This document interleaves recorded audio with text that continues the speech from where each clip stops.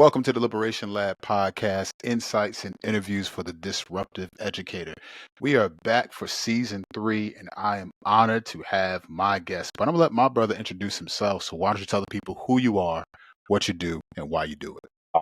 Pleasure to be with you, good brother. My name is Rann Miller. I'm an educator, author, writer. I work for Camden's Promise Charter Schools. I'm working with DEI. I'm the director for DEI in our network, as well as an AP US history teacher. As a writer, I've written a number of different op-eds on a number of different topics, really focusing on education, history, politics, and the intersection with race. And lastly, I'm an author of a recently released book, Resistance Stories from Black History for Kids, catering to our babies grades 4 through 8, but certainly available for all to read, parents, grandparents, families. And why I do what I do? Simply that, man. I love educating and I love working with Black and brown kids. When I see them, I see myself. When I teach them, I teach what I wish I was taught. When I relate to them, I relate to them in a way that I wish that I was related to. And so, it's not about going back to sort of fight off some demons, but more or less coming up to help young people overcome theirs through education. I love that positioning. I think it lends itself to where I would love to go with you, brother. You wrote an article, very insightful piece, and something that I felt like you kind of gave voice to what I had been feeling and trying to articulate to others, and that is the paradoxical experience of the effects of Brown versus the Board of Education.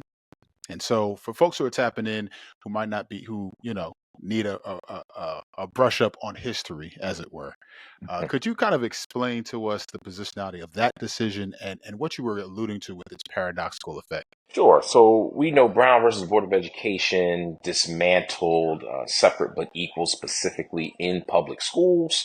But the way that the decision was handed down didn't necessarily translate in the way we would have liked. The decision said that it was detrimental for Black children to attend all Black schools, not with white children, right? And it sort of led to this idea of integration. But what really happened is that you had Black children taken from Black schools, put into white schools with white teachers, white administrators. And as a result, Black educators lost their jobs for the most part. They were not brought into those white schools. And although if we look at public schools today, certainly there are Black students that are attending schools with white teachers and Black teachers and all of these sort of things in diverse settings. Really, if we look at the numbers and we look at the data, we can see that Black students are still segregated more, if now more than ever, depending on where we're talking about. So for me, writing that article, I was really thinking about what is really the crux of Brown, and has Brown really did what we would have hoped that it would have done. We're celebrating it. This is the 70th year anniversary, but we see that true integration really didn't happen. What true integration would be for white students to attend Black schools as well as Black students attending white, but only one thing happened, not the other. And if you look back into the history of the case, thinking of Linda Brown, her parents didn't really want to send her to a white school. It didn't have anything to do with the Black school being bad. What it had to do with was access. The white school was just closer. And so for them, it was just a matter of convenience. And as any parent knows, they have to make things as convenient as possible when you're talking about kids, just to make things work. Brown missed the mark. It missed an opportunity for us to achieve a real level, a real sense of integration. What it really lent itself to was more or less assimilation. And I think that last piece I think it's something that we really have to contend and grapple with in our understandings. That throughout our history, right, in these yet to be United States of America, we have continuously made decisions that on the surface, on its merits, on the paper, sounded like it was a great idea, but it really was like almost to pacify an act of justice, an act of liberation. And then when you peel that thing back and you look at its layers, you find out that it didn't have the intended effect. Like I found myself um, echoing the words or the thoughts and sentiments of MLK when he said he wondered if he had asked his people to assimilate into a burning building, where where now we are forced into situations where, yeah, it's not separate but and equal anymore, but now it's integrated, but you now have to check everything you are at the door. And now, as a result of what you just said and what you shared, there are lasting impact as a result of that decision, even to this day, where you and I on the screen are 1.3% of the teaching force, like an anomaly almost. And so, how does Brown, for those who may not know, how does Brown affect that?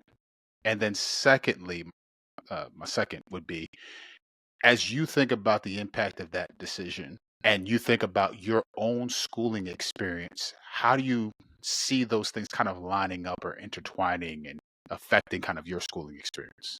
Those are good questions. So that first one, just to reiterate the fact that you just said it, 1.3% of all teachers in this country are black men, right?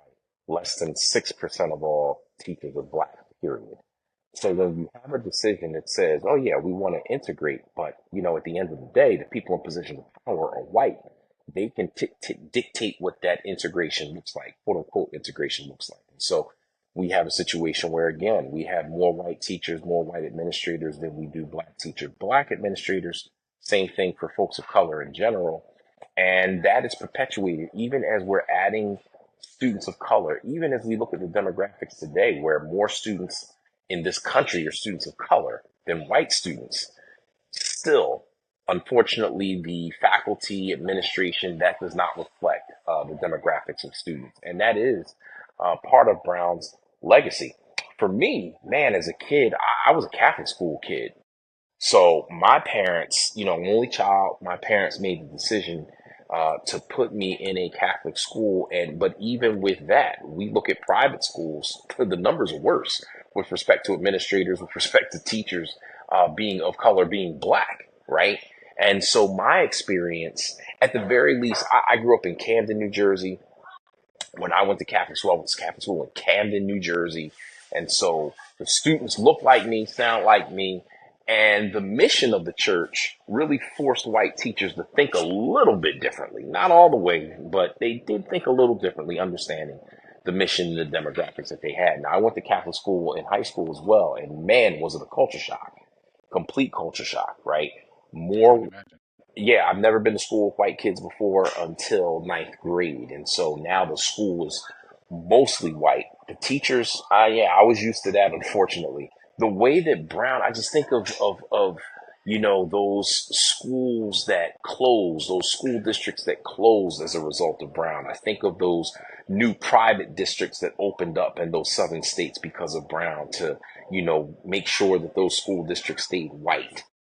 And I just think about how that impacts the education or the way that one looks at education if you're a black student at that point.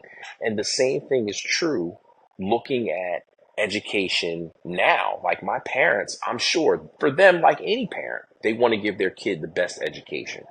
But how does Brown impact that?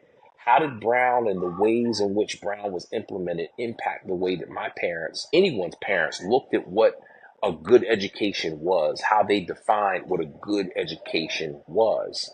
As a parent myself, thinking about where our kids go to school, there are times where my wife had some, and I had some tough conversations where we looked at certain districts that may have been a little bit blacker than others and said, well, are we sure that that's really a good district? And we had to check ourselves and say, hold on, time out. What would make it a bad district? Simply because the population of teachers and administrators are blacker than other places? That's not a reason why it shouldn't be considered a good district, right? And so I think Brown has a role to play in not only what is, but what we imagine is, what we think is, and how we define what is. And I think that's a legacy that we really don't discuss.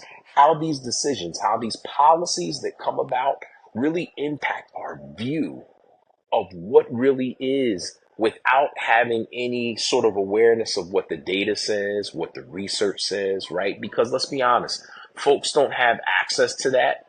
They don't have access to getting the data or the research. They don't have the time access to really sit and look at it because why? Capitalism is tearing us apart to the extent that folks have to work and are constantly thinking about survival as opposed to really getting in the weeds of what education means, particularly for black and brown kids. And and I think, so much there.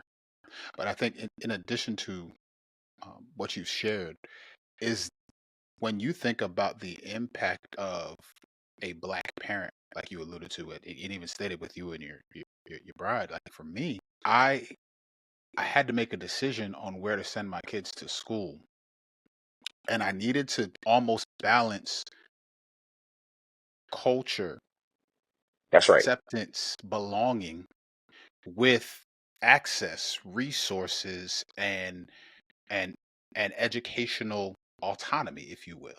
Yeah, And you find that as you continue to shift one way or the other, there's a cost that is that's right. going to be asked of you, regardless of where you land.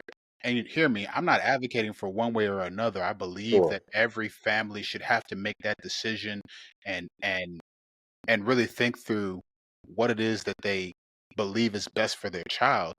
But for me, my kids are going to a district even now where it's more blue collar, definitely majority white, and there is an impact on the cultural cost, the the sense of belonging, the having to explain oneself all the time. And I think that there's a lot of that folks who are from, majority context or whatever have you don't even think about. And so when I think about that, and I think about the role that folks like you and I who are in education today um, have, I hearken back to something that you said in that same article when you named that many of the civil rights leaders that we esteem and rightly so came from the work of black educators. Hmm. And when Hmm. I think about that in relation to today, I almost see a baton, if you will, being passed. And so, if you could think back with me using your history lens and talk a little bit about what you shared there, but also its intended or hopefully the impact on folks like you or I who are in education and the work we do today. Mm.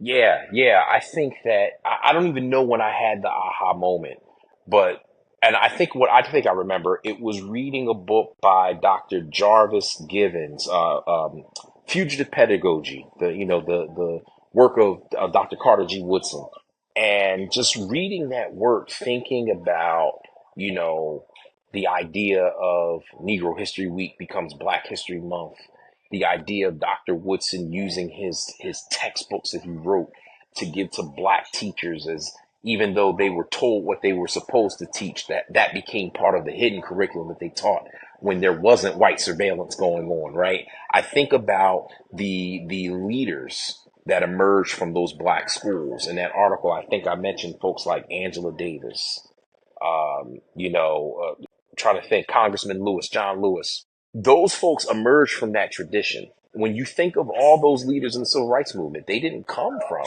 white schools. They came from black schools.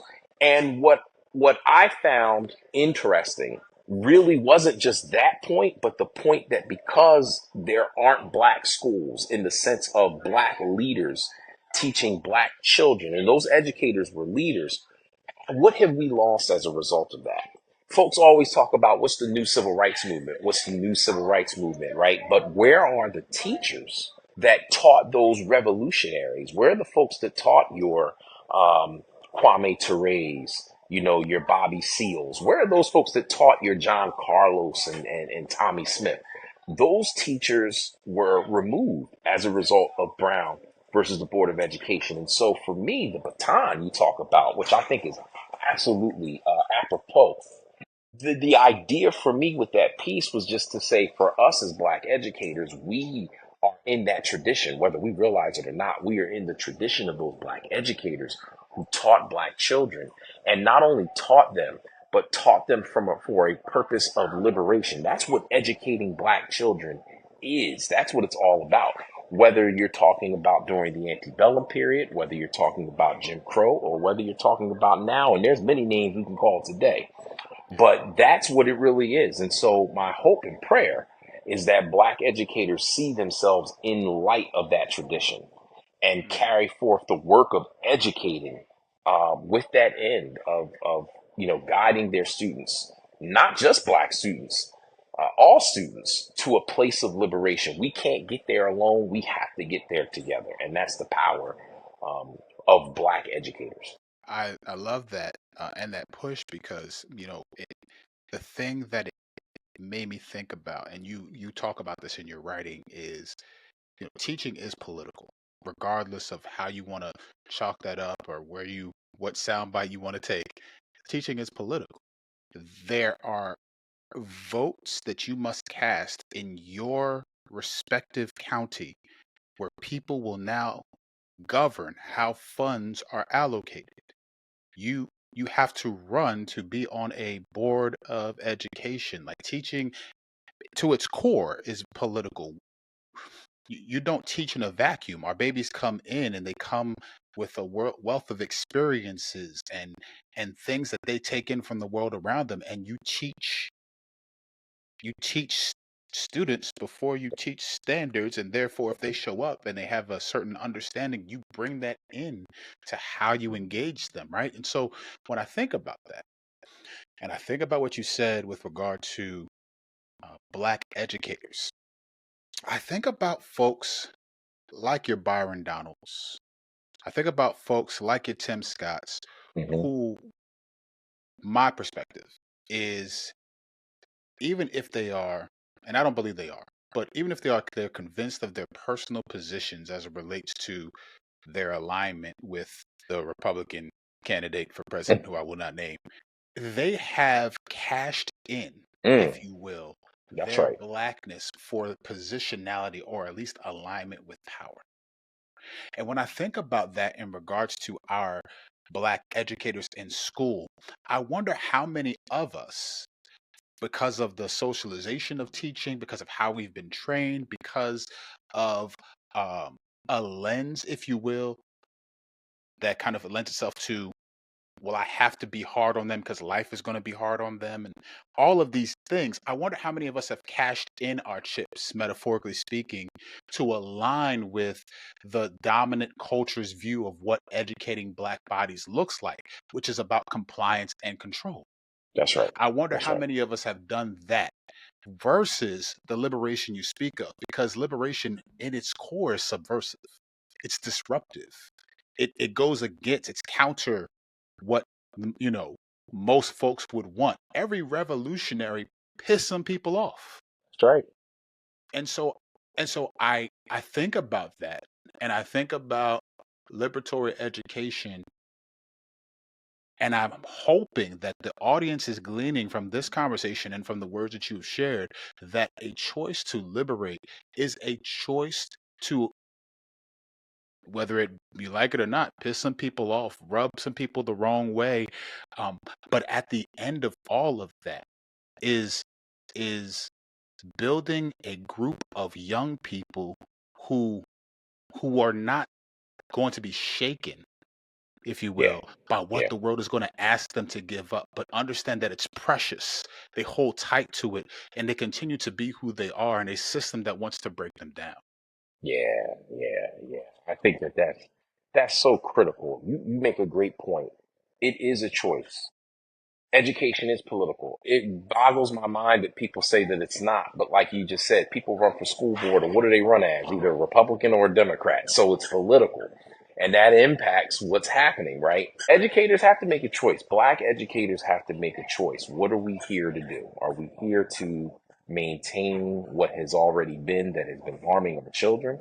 Or are we here to do something different? And you made a great point. There's a cost. There's a cost. You're not going to necessarily move up in your career the ways in which you think you'd like to when you get people upset, when you piss people off. And anytime you talk about Black liberation, that is always bound to get somebody upset, right? And so there is a cost. And unfortunately, some of the people that you mentioned, and there are other people like them, have chosen to not compromise the dollar. or their dollar. They have, and some people would say, sell us out, sell us down the river, Hmm. portray a fraud. But the reality is, and this is why teaching history is so important. Understanding the Black condition, understanding the African American experience is one where many have, not all, but many have chosen to embody the spirit of their oppressor and have taken on Mm. those tools as their means of liberation, right? Not to throw the BET awards out there like that, but I listen to these folks because I gotta watch because my kids is watching. I need to know what's going on. I teach high school, so I gotta know what's happening, right? I'm watching Busta Rhymes. I'm watching because Usher got his award. I'm watching Busta Rhymes the previous year, and they're all like, "Yo, let's get this money, let's get this bag," and that's what's told to our kids, and our kids are like, "Yeah, let's get this money. We just got to work hard so we can get this money." And if you don't know history and the history of oppression, if you don't know things about like the Protestant ethic where we tie this idea of hard work to the implicit notion of being a good person because you work hard or deserving everything because you quote unquote work hard, the idea of getting money as a means to liberate oneself when in reality we know you can have all the money in the world, you still Black in this country, right? These are things that have to be taught, and that requires confrontation. And if we're not ready to meet that confrontation, our kids are going to suffer. I find that more educators are afraid to confront the history in the book, let alone confront other people who get mad about teaching history in the book, because it does something to you when you learn it. It does something to you when you reflect on it. But I tell you what, one of the greatest thrills in the world is when you tell and teach a group of young people who haven't heard this before. Their eyes light up because they know that they're in on the ground floor of something they've never heard. Like, hold on, we didn't hear this. And they look around at each other. No, we didn't hear this one before. But when you equip them in that way, they look at liberation very different than simply just quote unquote getting the bag or working hard. No shame in working hard, no shame in taking care of your pockets. We understand what all those things means, but in reality, it's what we do with up here that helps us, make sure that we're able to navigate these systems of oppression. I think that what you, one of the things that complements what you just said is us as educators continuing to reevaluate the lenses we bring to our work. Our identities and who we are doesn't stop once we get to the classroom door. And I know that we talk about the heroism and the and all the things of being an educator, but we are to be skilled practitioners primarily. There is a skill in an art form and a desire to want to bring the best out of, to pull out of, right, That's right. our babies. And so when we think about how we show up, there are folks who have a meritocratic lens at life, and they believe that hard work merits, uh, just pay, just benefits, and things like that. And what they haven't really grappled with or wrestled with is that meritocracy is a myth. It Mm, does not exist across all intersections of reality.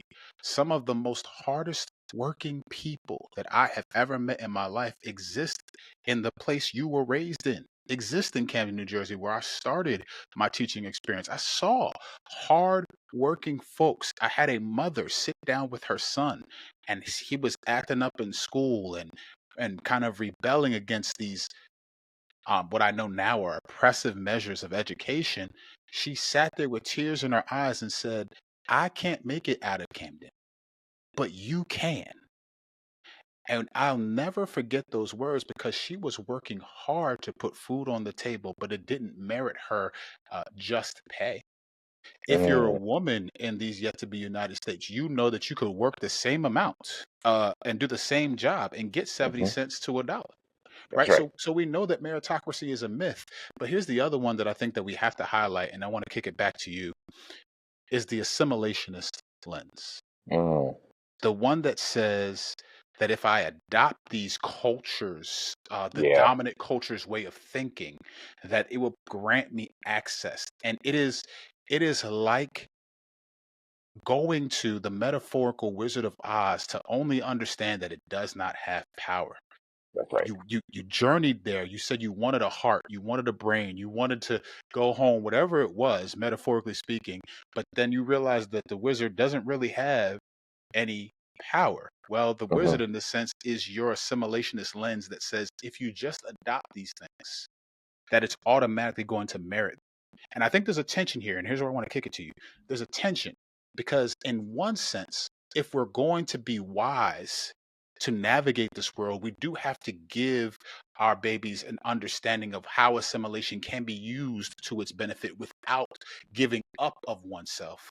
Absolutely. However, you journey too far to the other end and you recognize that then you're trading in all your chips for an allegiance to power that will exhaust you in the end.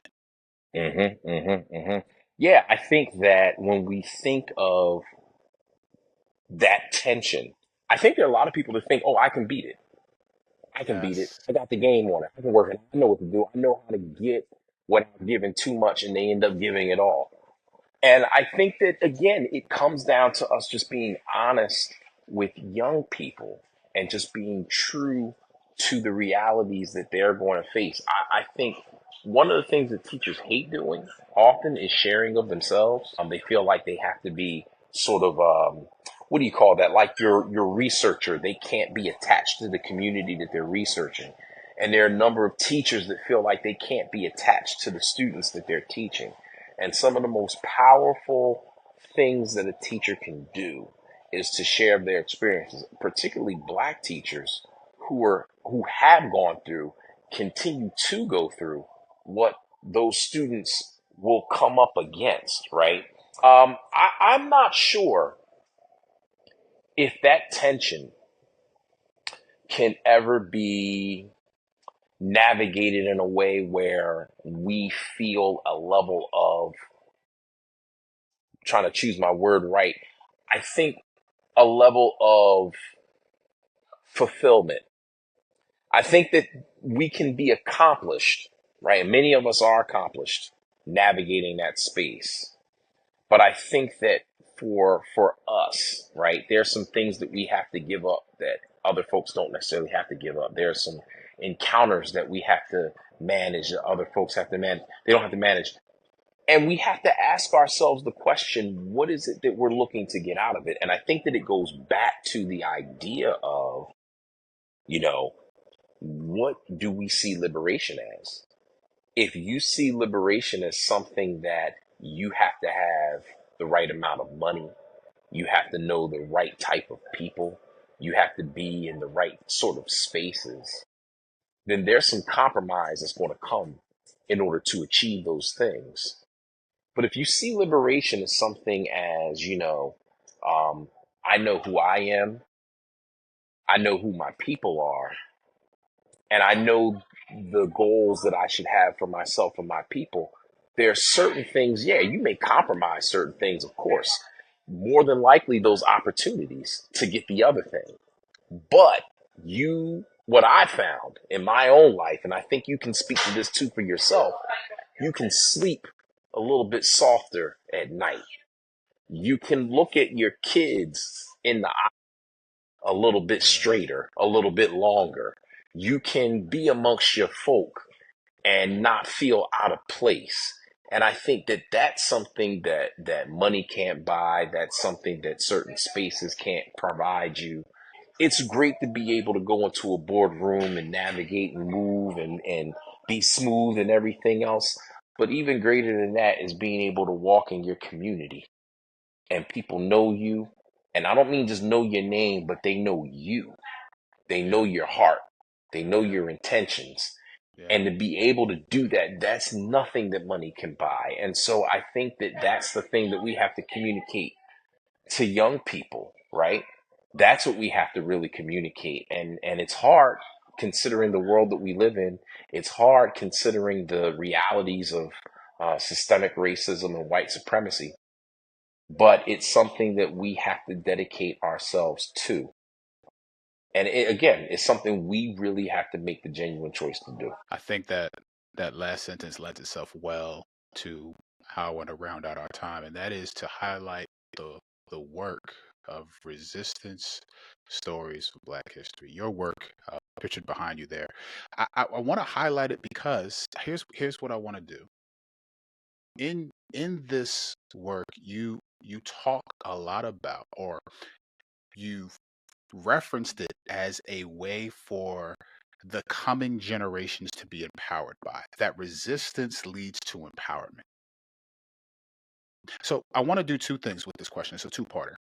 First, I would love for you to talk about how your own resistance story came way in the release of this work, and you know what I'm Yeah, talking about there. yeah, yeah, And yeah, then yeah.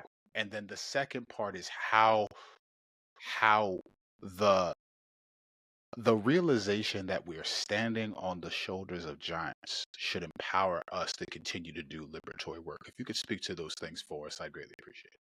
Sure. So the first piece, I was you know, in the classroom doing all kinds of stuff, trying to find the stuff that kids weren't learning that I wish I had learned, that I know that they're not being taught.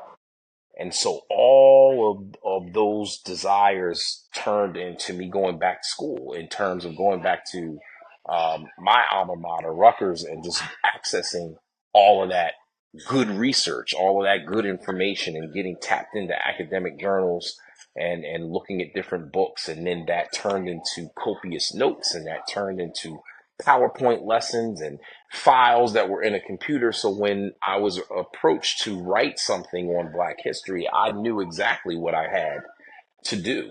And resistance came to mind, one, because we don't talk about it, but two, we can find our own liberation in the resistance of others. So that led me to write this book. I love the book. I love everything that it's about because it's focused on our people, our history, Africa, the diaspora, as well as in the United States. Of course, to your point, when you do things like that, you're going to piss some people off. I definitely did. Pissed them off to the extent that I was charged with plagiarism for the book, because I got some folks really, really upset, to the extent that unfortunately the publisher pulled back the book out of fear, um, Mm, for repercussion from the right. And, you know, that's just what happened. Full penalties on my end. I was, walked away free and clear.